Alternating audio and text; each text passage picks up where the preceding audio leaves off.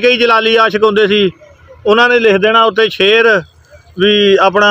असीं आ जिहड़ा तुहानूं खत लिख रहे हैं ये खून ना लिख रहे हैं शाही ना समझना इदां कई कुछ लिख देंदे हुंदे सी ते हुण ते बाई दौर बड़ा गंदा जिहा आ गया।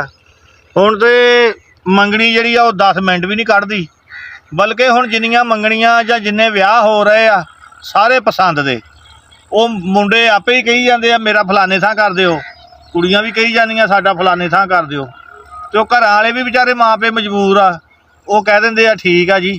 वो रिश्ता कर देंदे आ भाई क्योंकि कुड़ी मुंडा पहलां ही एक दूए को बहिंदे खलोंदे हुंदे आ WhatsApp ते फोटो जा रहे गल्लां बातां हो रही पता ही नहीं मेल मिलाप कोई गल नहीं ते वो मुड़ के विआह हो जांदा भाई वो जदों विआह हो जांदा वा फिर अल्लाह जी दे दिंदा वा फिर बड़ा सोहना तीवीं आदमी बैठे हुंदे आ ਉਂਗਲਾਂ ਦੇ ਮਹੀਨੇ ਗਿਣ ਡਏ ਹੁੰਦੇ ਆ